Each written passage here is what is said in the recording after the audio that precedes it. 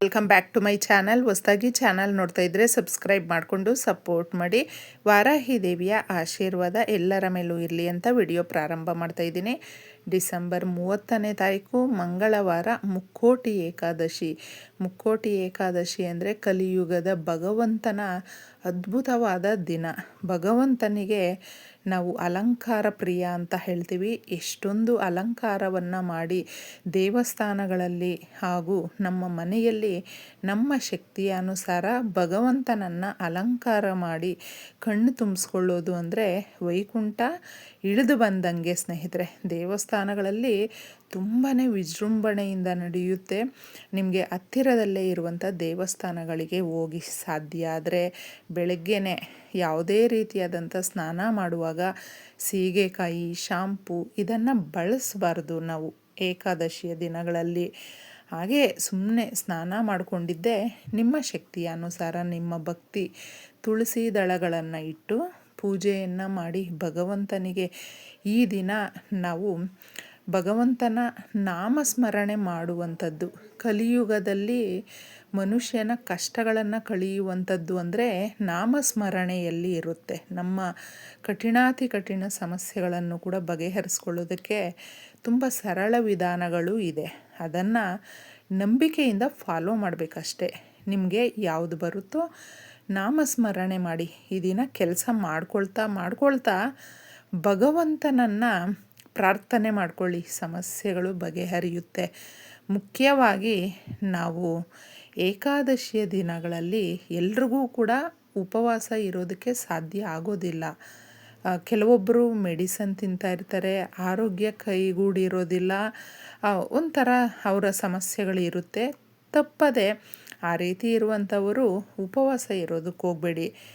ಏಕೆಂದರೆ ಭಗವಂತನಿಗೆ ಎಲ್ಲವೂ ಗೊತ್ತಿರುತ್ತೆ. ಸಾಧ್ಯ ಆದರೆ ಯಾರಿಗೆಲ್ಲ ಆಗುತ್ತೋ ಅವರು ಉಪವಾಸ ಇರಬಹುದು. ಉಪವಾಸ ಇರೋದ್ರಿಂದ ನಮ್ಮ ಮನಸ್ಸು ನಮ್ಮ ದೇಹ ಎರಡೂ ಕೂಡ ಚುರುಕಾಗಿರುತ್ತೆ. ನಮ್ಮ ಆಲೋಚನೆಗಳು ಪರಿಶುದ್ಧವಾಗಿರುತ್ತೆ. ನಾವು ಪ್ರಕೃತಿಯಲ್ಲಿ ಅಗಾಧವಾದಂಥ ಶಕ್ತಿ ಅನ್ನುವಂಥದ್ದು ಇರುತ್ತೆ. ತುಂಬ ಒಳ್ಳೆ ಡಿಸಿಷನ್ನು ನಾವು ಕೈಗೆತ್ಕೊಳ್ತೀವಿ.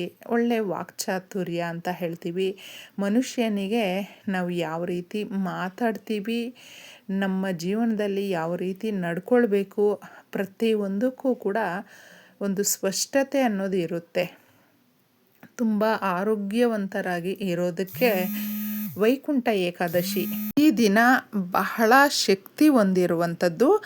ಸಂಧ್ಯಾ ಸಮಯದಲ್ಲಿ ನೀವು ಇನ್ನೇನು ಎಲ್ಲ ರೀತಿಯಲ್ಲೂ ಕೆಲಸ ಮುಗಿಸ್ಕೊಂಡ ಮೇಲೆ ಅಡುಗೆ ಮನೆಯಲ್ಲಿ ನಮ್ಮ ಗ್ಯಾಸ್ ಸ್ಟವ್ ಮೇಲೆ ಮಾಡಿಕೊಳ್ಳುವಂಥ ಪರಿಹಾರ ಇದನ್ನು ಮಾಡಿಕೊಂಡಾಗ ಶ್ರೀ ಮಹಾಲಕ್ಷ್ಮಿಗೆ ಇದರಲ್ಲಿ ತಿಳಿಸಿರುವಂಥ ಪ್ರತಿಯೊಂದು ವಸ್ತುವೂ ಕೂಡ ಇಷ್ಟ. ಹಾಗೂ ಶ್ರೀ ಮಹಾವಿಷ್ಣುವಿಗೆ ನಾವು ಏನೇ ಒಂದು ಪ್ರಸಾದ ನೈವೇದ್ಯವಾಗಿ ಮಾಡಿಟ್ಟರೂ ಕೂಡ ಅದರಲ್ಲಿ ಪಚ್ಚಕರ್ಪೂರ ಅನ್ನುವಂಥದ್ದು ಇರುತ್ತೆ. ಯಾಕಂದರೆ ಪಚ್ಚಕರ್ಪೂರ ಎಲ್ಲಿರುತ್ತೋ ಆ ಜಾಗದಲ್ಲಿ ಶ್ರೀ ಮಹಾವಿಷ್ಣು ನೆಲೆಸಿರ್ತಾನೆ ಸ್ನೇಹಿತರೆ. ಅದಕ್ಕೋಸ್ಕರ ನಮಗೆ ಬೇಕಾಗಿರುವಂಥ ವಸ್ತುಗಳು ಸ್ವಲ್ಪ ಪಚ್ಚಕರ್ಪೂರ, ಒಂದಿಷ್ಟು ಚಿಕ್ಕದಾಗಿ ಬಿಲ್ಲೆ ಇದ್ದರೂ ಸಾಕಾಗುತ್ತೆ.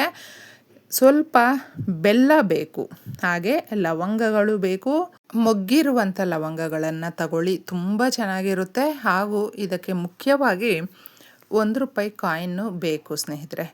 ನಮ್ಮ ಅಡುಗೆ ಮನೆಯಲ್ಲಿ ಸದಾಕಾಲ ಶ್ರೀ ಮಹಾಲಕ್ಷ್ಮಿ ನೆಲೆಸಿರುವಂಥದ್ದು. ನಾವು ತುಳಸಿ ಕಟ್ಟೆಯ ಹತ್ರ ಮಹಾಲಕ್ಷ್ಮಿ ಇರ್ತಾಳೆ, ದೇವ್ರ ಮನೆಯಲ್ಲೂ ಕೂಡ ಇರ್ತಾಳೆ ಅನ್ನುವಂಥದ್ದು ನಂಬಿಕೆ ನಮಗೆ. ಅದರ ಜೊತೆ ಯಾವಾಗಲೂ ಯಾರ ಅಡುಗೆ ಮನೆಯಲ್ಲಿ ತುಂಬ ಚೆನ್ನಾಗಿ ನೀಟಾಗಿ ಇಟ್ಕೊಂಡಿರ್ತಾರೆ, ಸದಾಕಾಲ ಆ ಒಂದು ರೇಷನ್ ಏನು ಹೇಳ್ತೀವಿ ದವಸ ಧಾನ್ಯಗಳು ಖಾಲಿ ಆಗದೇ ಇರುವಂತೆ ನೋಡ್ಕೊಳ್ತಾರೆ.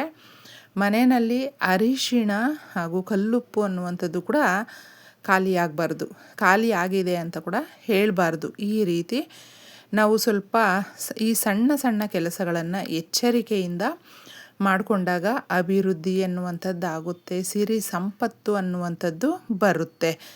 ಒಂದು ಪ್ಲೇಟನ್ನು ತಗೊಳ್ಳಿ, ರಾತ್ರಿ ನೀವು ಮಲಗುವ ಸಮಯಕ್ಕೆ ಮಾಡಿಕೊಂಡ್ರೆ ಸಾಕಾಗುತ್ತೆ.